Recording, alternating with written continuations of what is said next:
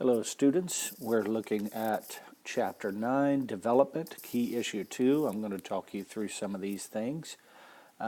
Remember that you need to be taking very good notes on this because the quiz in our next class period will depend on that. Now, let's remember that there are 9 major regions according to their level of development, and the more developed regions are North America, Europe, Russia, Japan, Australia, and New Zealand. We're going to be talking about a few of those. I'm going to give you some very important information about each, and I want you to be sure that you note the HDI, the Human Development Index for each country. We're going to start with these more developed countries, more developed regions, I should say, and then go on to some less developed regions. So we're going to talk about North America, which has the HDI of 0.95. Remember that they lead in 2 out of the 4 major indicators, the per capita GDP and the literacy rate. We're a little bit lower in education and life expectancy for various reasons. So we may lack in a couple areas, but remember that the United States is the leading provider of sports, entertainment, food, and financial management services. We lead the world in some very important areas. There has been some challenges lately to it, specifically when it comes to entertainment. The challenge to sports is the fact that actually numbers-wise, there are fewer people looking at American sports than are watching soccer worldwide. That is the #1 sport globally, is soccer. But they do like our football, they do like various other sports that we play. And of course, they are inundated by our entertainment, and that's not just the movies, it's the music and all other forms as well. When it comes to Europe, an HDI of 0.94, remember that Europe was kind of split into 2 different pieces. We had the 2 regions, the Democratic West and the Communist East, and then the elimination of most economic barriers with the European Union makes up the world's largest and richest market. It's, of course, being challenged. I think China has actually gotten bigger than the EU as of after the writing of this textbook. But European countries hold 15 of the 19 highest HDI with individual countries. And Southern and Eastern European countries kind of lag in development, and that was because of what they had to go through for 50 years under communist rule. Europe is especially dependent upon international trade. It's relatively small for the population, and so they have, since the population has grown after the diseases in the Middle Ages, they have always been wanting more land, but to be able to supply their population, they've had to import quite a bit. Now, when it comes to Russia, the HDI of 0.81, one of the things that most people forget is they have a huge economic asset, and that is their oil reserves. They have huge amounts of oil reserves, primarily in the northern part of Russia, up in Siberia, but it is there, and it does make quite an impact on the country around us. Under communism, they had a centrally planned economy, 5-year programs, plans to try to improve and take care of their country a little better. When they dissolved in 1991, they had a period where they really, really struggled, but they have made a comeback. Now, when it comes to Japan, with the HDI of 0.96, they have the 3rd highest HDI, but with a very different culture. One thing you cannot deny, that even though they have a great population, that population has given them their #1 asset, which is an abundant labor force. A huge amount of people to be able to do the labor that needs to get done, and many of them are willing to work at very low wages. The Japanese countries end up spending twice as much as the United States firms on research and development, and the government provides further assistance in developing these new products and manufacturing processes. So that's why we see Japan putting out so many good and great new ideas. And when it comes to Oceania, with a HDI of 0.86, they're kind of marginal on the global economy because of its small number. There's not a lot of people there, and it is what you call periphery. They're kind of on the outskirts, but they do have a pretty good HDI. It does rank among the better ones.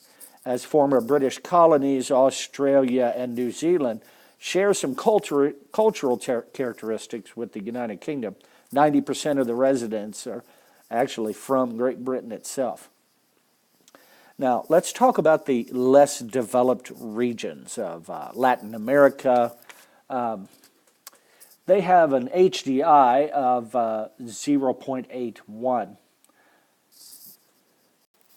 Their population is extremely concentrated. In fact, they have the highest concentration of population in urban areas than any other countries in the world.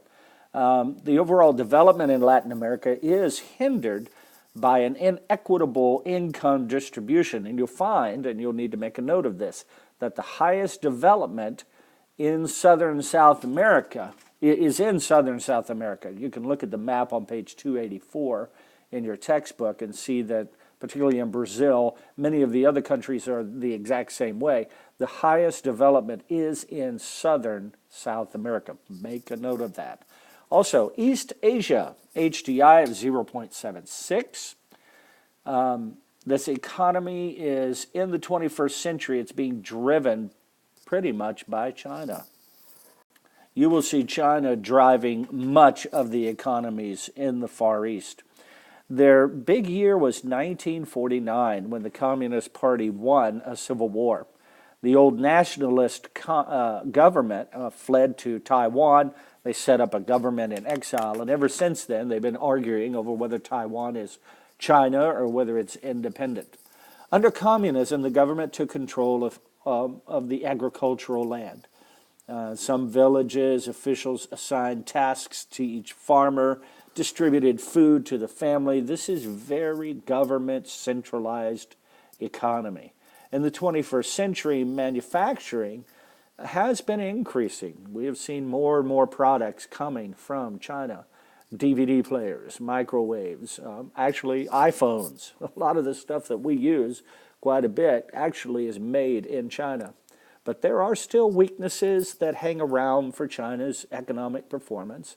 Management is very weak, quality control minimal, banking is pretty primitive, and they end up manipulating their currency, making it really unfair to a lot of the other countries.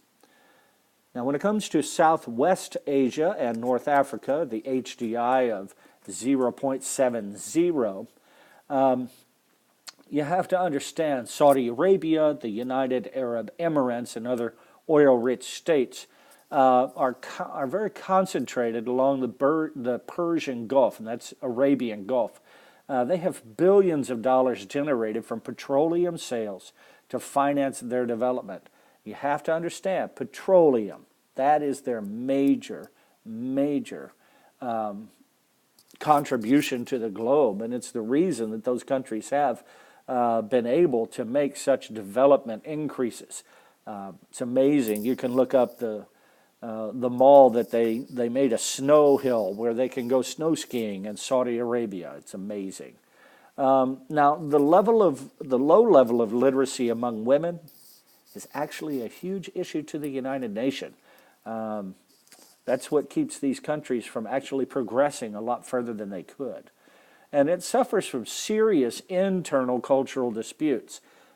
Struggles between the Sunni and Shiite factions of Islam really make Saudi Arabia and the other countries in North Africa struggle to come into the 21st century.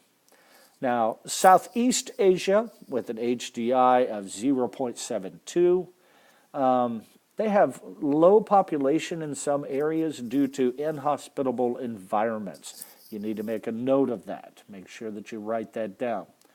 Their most populous country is Indonesia. Southeast Asia, other populous countries would be Vietnam and Thailand and the Philippines.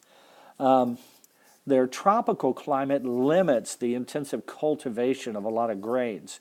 The heat is continuous, they have abundant rainfall, vegetation is dense, but the soil is pretty poor because of the heat and the humidity. It rapidly destroys the nutrients that once they clear the land for agriculture, the heat pretty much dries everything out. They're not able to grow a whole lot. Development is also limited because of several mountain ranges, active volcanoes, frequent typhoons, which we call hurricanes in the Atlantic, and huge tsunamis. One specifically a few years ago that took a bunch of Japan out completely. Rice is their most important food.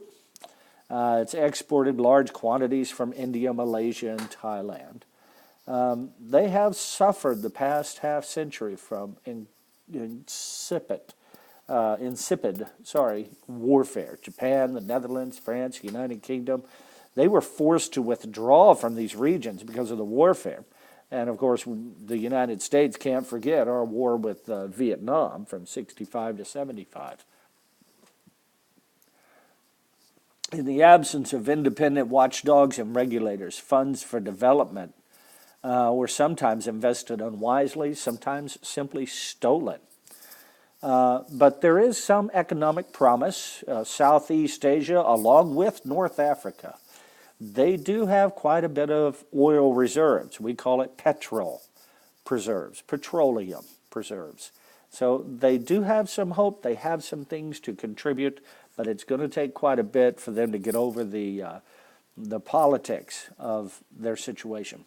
Now, Central Asia has an HDI of 0.75. Most of the countries used to be a part of the Soviet Union. But within Central Asia, there is the level of development is kind of high, actually, in Kazakhstan and Iran.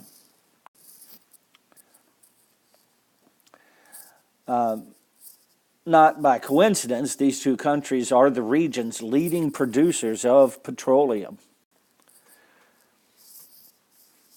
In Kazakhstan, rising oil revenues are being used to promote carefully managed improvements and overall development. In Iran, now that we've lowered the sanctions that have been against Iran, it's been absolutely amazing to see how much they've been able to come back. We're going to see Iran be a major mover and shaker in the coming days once we've released our billions of dollars that we've been holding back. Now, South Asia, I'm going to leave the slide where it is, but please make note, South Asia, HDI of 0.59. It includes India, Pakistan, Bangladesh, Sri Lanka, Himalayan states like Nepal and Bhutan. They're principal beneficiary of what they call the Green Revolution. Started in the 1960s. It's where they increased the agricultural productivity. Miracle rice and wheat seeds were widely diffused throughout Southeast Asia. But you have to note here, please make a note, the region receives nearly all of its precipitation from the monsoon season between May and August. That's what makes agriculture possible in that region. Now, India is the world's leading producer of jute. This is what we make to make burlap and twine. They also produce peanuts and sugarcane and tea. They have huge mineral reserves of uranium and bauxite, that's aluminum ore, and coal, manganese, iron ore, and chromite, which is chromium ore. It is also one of the leading producers of rice and wheat. India is becoming a mover and shaker. Now, you can't forget sub-Saharan Africa with the HDI of 0.47. This is sub-Sahara. That means anything south of the Sahara in the African continent. Now, we have to note some things, and I want you to be sure to write this down. They offer the least favorable prospect for development, even though they have incredible assets of minerals, chromium, diamonds, manganese, platinum. They have incredible opportunities to make a contribution to the worldwide global economy, but they have some things against them. The first thing you would want to note is their colonial legacy. The fact that they spent so many years under the rule of other countries. They did not learn the lessons they needed to learn to be able to run a 20th and later 21st century economy. Also, they've had incredibly poor leadership. Their political problems have been plaguing them for years. All kinds of civil wars, internal conflicts between the different tribes located in Africa. With proper leadership, some of those have been able to overcome that problem. Also, the fact that they have an incredibly overworked land. The more they have, they use the land over and over and over again, and then it's not able to be able to produce the food they want. And what little food it did produce had very low capacity. The capacity of the land to produce food is pretty poor. So let me give this to you again. A colonial legacy, poor leadership, overworked land, and a capacity of the land to produce food. Make sure you note those four things when it comes to the reason for the least favorable prospect for development. All right, that's key issue 2. Hope you guys take care, and I'll see you soon.